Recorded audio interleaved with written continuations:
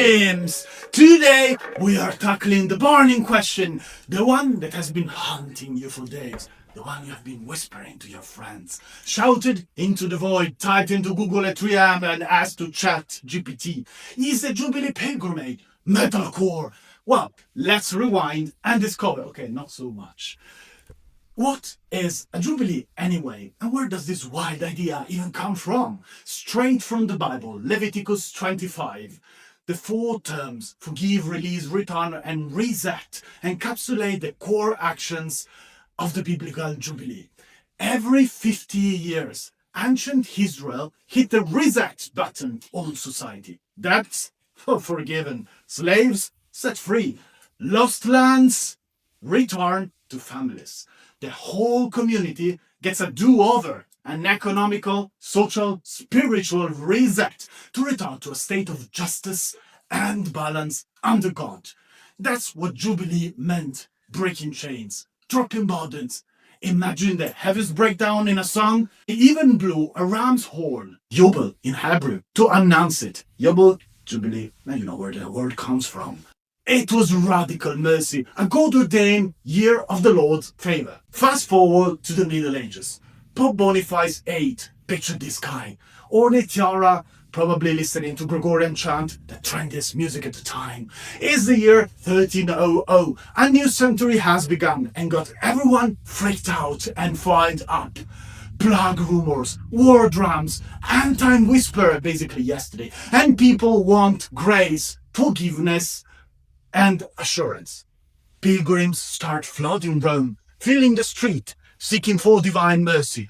Boniface seizes the moment. He drops the papal bull Antiquorum habet fida relatio and boom! Declares the first Christian Jubilee year. The deal? Visit Saints Peter and Saints Paul for a set number of days, 15 for outsider and 30 for locals, and get a plenary indulgence.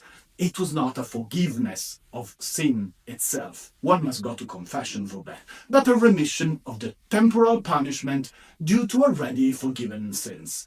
It was a spiritual marathon, this event, minus the Gatorade. But people came. Oh boy, did they come. Medieval chronicles say that maybe 2 million pilgrims traveled into Rome in 1300, which is insane for the 14th century. Even Dante Alighieri was there and noted how the bridge into the city was so crowded they had to split it into 2 lanes for pilgrim traffic control. Basically Rome yesterday. It was part spiritual devotion, part economic stimuli, and 100% sensation. Jubilee fever was born, and if social media existed back then, Boniface would have broken the internet. The public wanted more, and Pope Clement VI cuts the interval to 50 years. Later, Pope Urban VI, how many six, proposed a 33-year cycle, symbolic of Christ's life, and in 1470, Pope Paul II established a 25-year cycle. Symbolically, 25 marked a generation, enough for each person to witness a Jubilee once in their lifetime.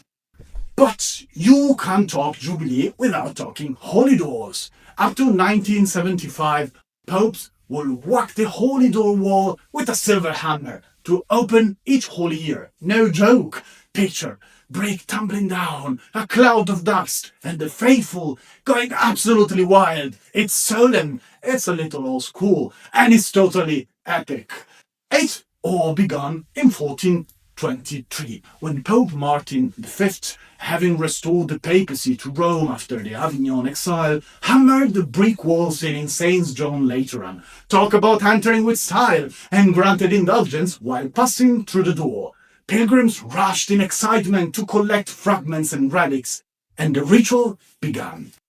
Ends in 1974, a Rolling Stone, I'm not talking about the band, I'm talking about a break, nearly hit Pope VI. We can say that the rock rolled too hard and the ritual changed. Goodbye, Silver Hammer. Since then, no more breaking walls, sorry Pink Floyd fans, but 16 metal panels were cast in 1950 for the Holy Door of St. Peter, telling a story of forgiveness, return, and grace.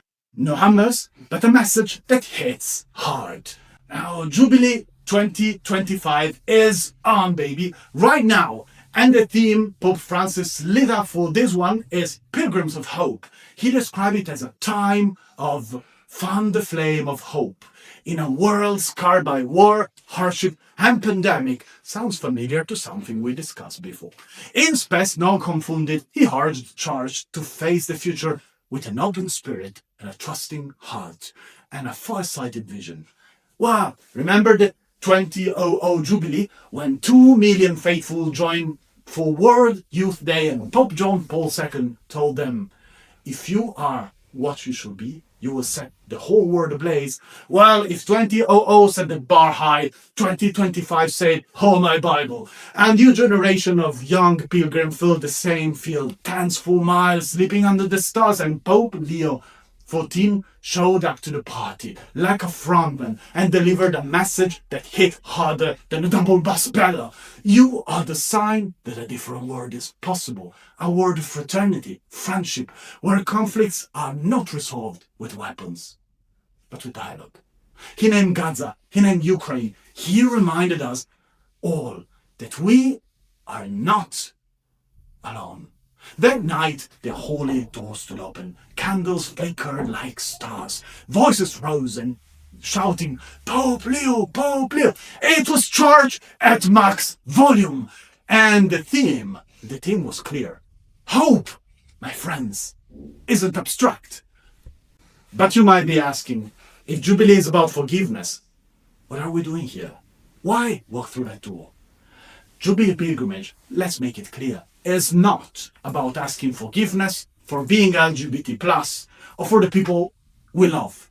There is no need for forgiveness in that. Just as there is no need for forgiveness when we love, in the grace of God, we walk in the same steps and on the same path as the whole church, not to erase who we are, but to say, I am worthy, and I'm a child of God, aware that we can always grow using the talents entrusted to us. Like every Jubilee, it is a time when Christians from all over the world bring to God what they recognize in their lives as distant from the gospel word choices or omissions that have brought harm or not brought good or peace. We cross the holy door to say, Lord, take what keeps me away from you and renew my heart. We cross it knowing that mercy is never denied to anyone. We cross the door knowing that we are loved and that sometimes we do mistakes. We cross it to bring the joy of being beloved children and the desire to live with even more faith and with even more love. So no, this Jubilee is not about seeking pardon for who you are or for the way you love. It is about being Christians, being part of church life with your whole heart, your whole self, your faults, your limits, your virtues, your friends, your story. And this is the real news. We're not here to ask or to receive a different treatment, but to live the same grace on the same journey in the same church together as we are. And isn't that perhaps the greatest achievement? Normality. So, did we answer the original question? No, but we did understand one thing. The Jubilee rocks. That's all for today. See you in the next video and see you in Rome. Pray strong, pilgrims!